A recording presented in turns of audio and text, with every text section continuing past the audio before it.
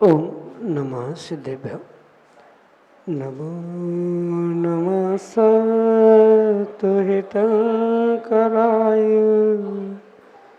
वीराय भव्याम्बुजभास्कराय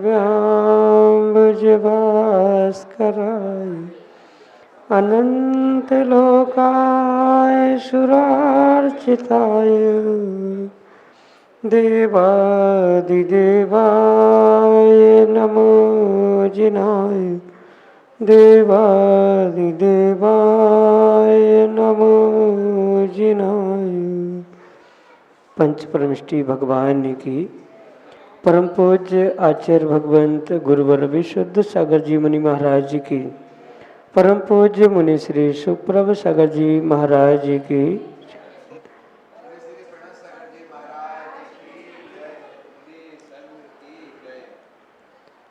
समीचीन विकल्पों का सम्यक समाधान, सम्यक ज्ञान की वह अलौकिक विधा जिसके माध्यम से हम सभी अपने मन के विकल्पों का सम्यक समाधान प्राप्त करके और अपने अंतरंग के उस अज्ञान रूपी अंधकार को दूर करके अपने जीवन में सम्यक ज्ञान रूपी ज्योतित करने का पुरुषार्थ करते हैं। और वही सम्यक ज्ञान आत्मकल्याण के लिए कार्यकारी उपाय है। ऐसे आत्मकल्याण की वह अनूठी विधा समीचीन विकल्पों का सम्यक समाधान। आप भी अपना प्रश्न भेज सकते हैं और जुड़ सकते हैं सम्यक समाधान से। प्रारंभ करते हैं आज का सम्यक समाधान। और आज के पहले विकल्प के लिए सोलापुर महाराष्ट्र से श्रीमती रेखा शाह महाराज श्री के चरणों में बारंबार नमोस्तु निवेदित करते हुए अपना समीचीन विकल्प रख रहे हैं कि महाराज जी, तीर्थंकर मुनिराज को आहार देने वाला दातार कितने भाव में मोक्ष जाता है। हमारे समीचीन विकल्प का सम्यक समाधान करने की अनुकंपा करें। नमोस्तु महाराज जी, नमोस्तु। ओम नमः सिद्धम।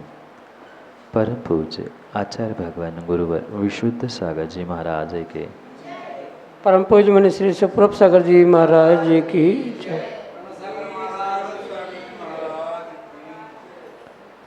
तीर्थंकर भगवान को आहार देने वाला जो श्रावक भव्यात्मा होता है वह मोक्ष जाता है, ये तो सिद्ध है। क्योंकि भवितव्यता के अभाव में, भव्यता के अभाव में वह कभी भी तीर्थंकर या निर्ग्रंथ मुनिराज के हाथ पर ग्रास श्रद्धा के साथ, भावों के साथ नहीं रख सकता, यह आगम प्रमाण। और साथ में यह भी आचार्यों ने प्रमाणित किया है कि तीर्थंकर भगवान का पारणा यानी दीक्षा के उपरांत जो वे उपवास ग्रहण करते हैं, उस उपवास के बाद जो पहला पारणा जिस श्रावक के घर में होता है, चाहे वह राजा हो, सेठ हो या अन्य कोई भी क्यों ना हो, पर वह निकट भव्य होता है। निकट भव्य वो कहलाता है जो 1, 2, 3 भवों में नियम से मोक्ष जाने वाला होता है। ऐसा कोई नियम नहीं है कि वह पहला पारणा कराने वाला श्रावक उसी भव से जाए कि अगले भव से जाए। उसका जैसा नियोग होता है वैसा वह भवितव्यता को प्राप्त करने के उपरांत इस विशेषता को यानी मोक्ष को प्राप्त करने का पुरुषार्थ कर, क्योंकि उसकी भावावली, उसका अन्य कर्मोदय आदि सब कुछ इसके लिए मायने रखता है। पर ये परम सत्य है कि तीर्थंकर भगवान का पहला पारणा कराने वाला जीव नियम से वह मोक्ष जाता ही जाता है। निकट भव्य जिसे कहते हैं, 2-4 भवों में उसकी मुक्ति संभव होगी ही होगी। पर उसके बाद में भी अगर कोई तीर्थंकर भगवंतों को आहार आदि देता है तो वो भी नियम से भव्य ही होता है, पर उनके भवावली के विषय में स्पष्ट उल्लेख नहीं मिला। मतलब कितने भवों में जाएंगे वह भिन्न विषय है, पर पहला पारणा कराने वाला जीव वह निकट भव्य यानी 2-4 भवों में मुक्ति को प्राप्त करने वाला होता है। बात के तो विशेषता जैसे उस जीव की भावों की होती है, कर्मों के नियोग बनते हैं, वैसा ही होता है। पर जो तीर्थंकर भगवान को श्रद्धा के साथ आहार देते हैं वह नियम से मोक्ष जाते हैं, चाहे निकट भव्य हो या भव्य हो, वह मोक्ष प्राप्त करेंगे। यही आपके लिए सम्यक समाधि। ऋतु जैन उज्जैन मध्य प्रदेश से महाराज श्री के चरणों में बारंबार नमोस्तु निवेदित करते हुए अपना समीचीन विकल्प रख रहे हैं कि महाराज जी, हमारे परिवार में कोई ना कोई बीमारी लगी रहती है। यह पिछले जन्म का कौन से कर्म का उदय है और इसे दूर करने का क्या उपाय है? हमारे समीचीन विकल्प का सम्यक समाधान करने की कृपा करें। नमोस्तु महाराज जी, नमोस्तु। पाप कर्म के उदय से ही ये जीव पुनः पुनः बीमार होता है। ना मात्र स्वयं अपितु परिवार के निमित्त से भी अगर कहीं अस्वस्थता, बीमारी आदि देखने में आ रही है तो वहाँ भी ये अवश्य समझना, जीव का असाता वेदनीय जैसे कहीं पाप कर्म का जब उदय होता है तभी स्वयं का अस्वस्थ होना या घर परिवार के व्यक्तियों का अस्वस्थ होना, ये सहजता से स्वाभाविक रूप से देखने में आता है। एक के बाद एक घर में बीमारी लगी है, ये प्रदर्शित कर रही है कि पिछली पर्याय में कहीं ना कहीं आपने सामूहिक रूप से या जिनके साथ आपका नियोग आज भी बना है उनके साथ होते हुए वहाँ आपने दूसरे जीवों को असाता वेदनी उत्पन्न कराने के लिए निमित्त उपस्थित किया था। सुख दुख अच्छाई बुराई ये लगभग जीव उस साता असाता के निमित्त से ही प्राप्त करता है।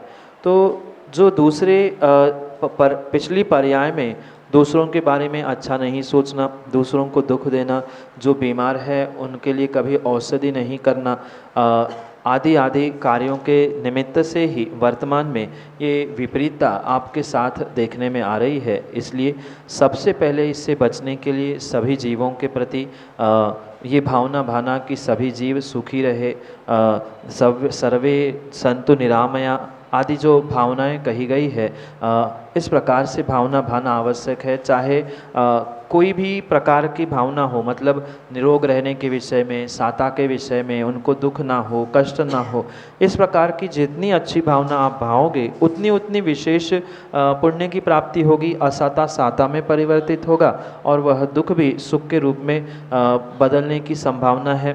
दवाई अपनी जगह पे है, दवाई तो होती ही रहेगी, पर दवाई के साथ में ये भावना भाते रहना कि इस संसार में कोई भी दुखी ना हो, इस संसार में सभी निरोग काया वाले हो, शारीरिक मानसिक सबकी ये रोग बीमारियां ठीक होती रहे।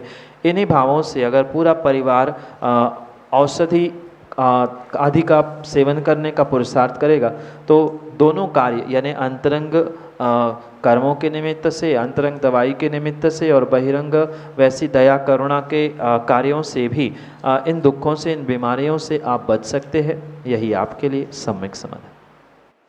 श्वेता जैन उज्जैन मध्य प्रदेश से महाराज श्री के चरणों में बारंबार नमस्ते निवेदित करते हुए अपना समीचीन विकल्प रख रहे हैं कि महाराज जी, जीव कर्म के अधीन परिणाम करता है पर सहज परिणाम नहीं रख पाता, इसका क्या उपाय है?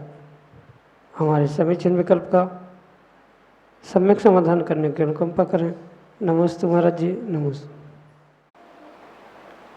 जीव और जीव का पुरुषार्थ सर्वथा कर्माधीन नहीं है। अगर सर्वथा कर्माधीन उसके परिणाम, उसकी परिणति, उसका जीवन होता तो कभी भी वह कर्मों की निर्जरा करते हुए श्रेष्ठतम स्थान तक या सिद्धालय मुक्ति तक पहुंच नहीं सकता। इसलिए ये अवश्य ध्यान रखें कि जीव कुछ अंशों में कर्म के उदय में उसके अनुसार परिणाम और परिणति कहता है। जब कर्म का तीव्र उदय चलता है तो तीव्र उदय के समय में जीव का पुरुषार्थ कार्यकारी नहीं होता। अन्य समय में फिर भी वो अगर सहज परिणाम या कषायों से रहित परिणाम कर क्यों नहीं पा रहा है, इसका तो मात्र यही उत्तर है कि अधिकांश समय वह सम्यक प्रकार से पुरुषार्थ नहीं कर। पुरुषार्थ भिन्न है, पर सम्यक प्रकार से समय पर सही दिशा में, सही मायने में, सही शक्ति से पुरुषार्थ करने से ही जीव अपने सहज परिणामों को, सहज परिणति को, निष्कषाय परिणाम परिणति को प्राप्त कर सकते। पर जितने शक्ति से उसे कर्मोदय में पुरुषार्थ करना आवश्यक है, उतनी शक्ति से सही मायने में, सही दिशा में वह पुरुषार्थ नहीं करता। इसी कारण से वह कर्मोदय में बहते हुए ऐसा मान लेता है कि हम कर्माधीन हैं या कर्म के उदय से अधीनस्थ। वास्तविकता तो यही है कि जब कर्म का तीव्रतम उदय होता है या तीव्र उदय होता है, तभी जीव का पुरुषार्थ फलीभूत नहीं होता। अन्य समय में यानी मध्यम अंशों में या जघन्य अंशों में भी कुछ मेहनत करने पर, कुछ पुरुषार्थ सही तरीके से करने पर जीव अवश्य ही उसमें सफल होते हुए सहजता, सरलता, निष्कषाय आदि परिणाम परिणति को अवश्य ही प्राप्त कर सकता है। इसलिए सबसे पहले ऐसे सहज सरल होने के लिए कर्मोदय की स्थिति को समझना और साथ में सम्यक प्रकार का पुरुषार्थ करना भी आवश्यक। जब अतः पुरुषार्थ सही दिशा, सही समय, सही मायने में करने के बाद भी अगर फल नहीं मिल रहा है, तब ये अवश्य समझना होगा कि तीव्र कर्मोदय चल रहा है। पर कब तीव्र है, कब मंद है, कब जघन्य है, ये व्यवस्थित पुरुषार्थ के बाद ही तय किया जा सकता है। इसलिए सबसे पहले ये निर्णय करें कि पुरुषार्थ सही दिशा, सही मायने और सही प्रकार से करने से ही वह विशेष फल मिलेगा। इसलिए सबसे पहले कर्मोदय कैसा ही क्यों ना हो, तीव्र मंद भी क्यों ना हो, पुरुषार्थ सतत सतत सतत करते रहने से विशेषता प्राप्त होते हुए जीव उनसे बचते हुए सहज सरल परिणामों को अवश्य ही प्राप्त कर सकता है। यही आपके लिए सम्यक समाधान। हेमराज जैन, उज्जैन, मध्य प्रदेश से महाराज जी के चरणों में नमोस्तु निवेदित करते हुए अपना समीचीन प्रश्न रख रहे हैं कि महाराज जी, हमें सम्यक दृष्टि होने का प्रमाण पत्र कैसे प्राप्त हो सकता है? हमारे समीचीन विकल्प का सम्यक समाधान करने की कृपा करें। नमोस्तु महाराज जी, नमोस्तु।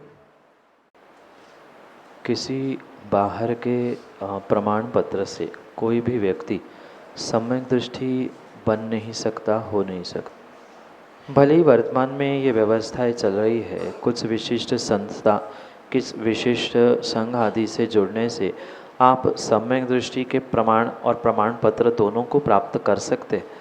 पर ऐसे कागज़ों के प्रमाणों से, कागज़ों के प्रमाण पत्रों से वह सम्यक दृष्टि हो ज़रूरी नहीं है। और मैं तो कहता हूँ जो सम्यक दृष्टि होता है उसे प्रमाण और प्रमाण पत्र की आवश्यकता नहीं, उसकी श्रद्धा, उसका समर्पण ही उसके लिए पर्याप्त होता है कर्मों का क्षय करते हुए अपने सम्यक की अनुभूति करने।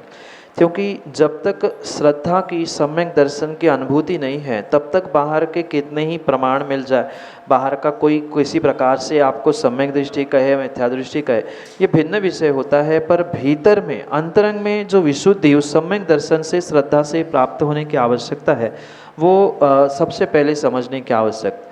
जैसे रहनसार ग्रंथ में भगवान कुंद स्वामी उस सम्यक दृष्टि की, मिथ्या दृष्टि की, अंतरंग बहिरंग परिणाम परिणति के निमित्त से वह विशेषताएं समझाने का प्रयास कर रहे हैं, उनको प्रमाणित करने का प्रयास कर रहे हैं कि किस प्रकार से सम्यक दृष्टि के परिणाम परिणति होती है, किस प्रकार से मिथ्या दृष्टि की परिणाम परिणति होती है। उनको सुनते और समझते समय, क्योंकि आप उज्जैन के हैं और आपने शायद प्रवचन सुने होंगे, नहीं सुने तो आप पुनः उसे सुनते हुए, गाथाओं और प्रमाणों को पढ़ते हुए स्वयं से ही निर्णित करें कि मैं कितने अंशों में सम्यक दृष्टि हो सकता हूँ। क्योंकि दूसरों के प्रमाण, दूसरों के प्रमाण पत्र से कभी भी कोई सम्यक दृष्टि हो नहीं सकता। पंचम काल में कोई केवली अवधि मनपर्य ज्ञानी नहीं है जो आपको प्रमाणित करे कि आप सम्यक दृष्टि है। सभी छद्मस्त है और छद्मस्त के ज्ञान से कभी ये प्रमाणित होना संभव नहीं है। वो तो अनुमान से ही बताएगा कि ऐसा ऐसा होने पर सम्यक दर्शन होता है, ऐसा होने से मिथ्या होता है, तो स्वयं की परीक्षा, स्वयं के भाव, स्वयं के परिणाम, स्वयं की परिणति आदि के माध्यम से आगम के आलम्बन से करने से ही स्वयं के सम्यक दृष्टि होने का प्रमाण या प्रमाण पत्र स्वयं से प्राप्त होगा, तो ही वह सम्यक की कुछ कीमत या सम्यक होने की संभावना है। अन्यथा कहीं अन्य प्रमाण पत्रों से कोई सम्यक दृष्टि नहीं हो सकता। यही आपके लिए सम्यक समाधि। डॉक्टर देवेंद्र शाह, भोपाल, मध्य प्रदेश से अगले समीचीन विकल्प के। द्विदल के बारे में दो अलग अलग मत हैं। कुछ लोग दूध के साथ बादाम को भी द्विदल मानते हैं, और हमें ऐसा बताया गया है कि कच्चे दूध से जमे हुए दही के साथ यदि दाल आदि का प्रयोग किया जाता है तो खाते से ही, जैसे ही हमारे जीभ के संपर्क में आता है और हमारे थूक के संपर्क में आता है, तो उसमें अनंतकाय के जीव उत्पन्न हो जाते हैं। तो कृपया समाधान करें कि वास्तविकता क्या है इस शंका का। वास्तव में वर्तमान में बहुत सारे विषयों पर और विशेष करके चरणानियों के क्रियाओं पर बहुत सारी भ्रांतियाँ हैं और भी उत्पन्न कराने का प्रयास किया जाए। जैसे कि आपने कहा, आगम प्रमाण तो यही कहता है, जैसे कई बार सम्यक समाधान से हमने सबके सामने रखने का प्रयास किया कि आगम में मात्र कच्चे दूध से बने दही के साथ जो अनाज है, जिसका आटा बनता है, उसी को मिलने से द्विदल का दोष कहा है। अन्य जैसे बादाम है या अन्य भी जो सामग्री है, वह चूँकि अनाज नहीं है, आटा नहीं बनता, वे कहीं तिलन में कोई आते हैं, कुछ मसाले में आते हैं, तो इन सामग्री का मात्र मिलने से द्विदल आगम के परिप्रेक्ष्य में नहीं होता। ठीक है, अब जैसी जिसकी मान्यता, जैसी जिनकी परिणति है, पर आगम यही कहता है कच्चे दूध से बने हुए दही के साथ जो जिसका आटा बनता है, ऐसे दो भाग होने वाली जो सामग्री है, वही मात्र द्विदल के दोष के लिए निमित्त बनती है, अन्य कोई भी नहीं। यही आपके लिए सम्यक समाधि। सन्मति हरसुले, वासिम, महाराष्ट्र से अगले समीचीन विकल्प के। प्रभ सागर जी महाराज के चरणों में बारंबार नमोस्तु, प्रांत सागर महाराज जी के चरणों में नमोस्तु।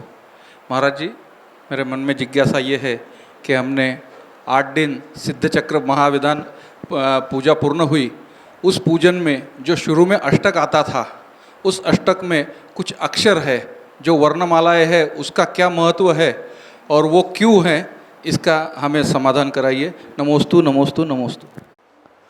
सिद्धो वर्ण समाम्नाय, इस प्रकार से सूत्र देते हुए कातंत व्याकरण में आचार्य भगवान ने समझाने का प्रयास किया है कि ये जो अक्षरों की, वर्णों की आमना है, परंपरा है, ये अनादि से सिद्ध है। क्योंकि समय समय पर भाषाएं बदलती रही, पर फिर भी कितनी ही भाषा बदले, पर जो सामान्य वर्ण हैं, जैसे अ, आ, ई, ओ, ऊ आदि ये जो वर्ण कहे जाते हैं, या क ख ग घ ङ च च ज ढ य आदि ये जितने भी व्यंजन कहे जाते हैं, ये स्वर, ये व्यंजन किसी ही भाषा में आप पहुंचना, भले ही लिपि अलग अलग हो, उसका उच्चारण, प्रोनाउंसिएशन अलग अलग क्यों ना हो, क्योंकि आप महाराष्ट्र के हैं, महाराष्ट्र की भाषा मराठी, हिंदी, कन्नड़, तमिल आदि लिपि अलग अलग है, पर वर्ण और जो व्यंजन हैं वे सभी समान ही रूप से। किसी भी प्रांत में और आप पहुंचना तो इन्हीं वर्णों का, वर्णमालाओं का विशेष प्रयोग किया जाता है, क्योंकि ये स्वयं में सिद्ध तो है ही, साथ में इन प्रत्येक वर्णों का अपना अपना कुछ महत्व है। अ का क्या महत्व है, अ बीजाक्षर किस लिए प्रयोग किया जाता है, आ, ई, अन्य भी जो क ख ग आदि पूरी जो बाराखड़ी आपने पढ़ी है, उसका अपना अपने शब्दों का मायने है, और साथ में मात्र उतना ही नहीं, उसकी सुरक्षा करने वाले भी कई सारी देवी देवताएं होते हैं। ये आगम प्रमाण से सिद्ध होता है।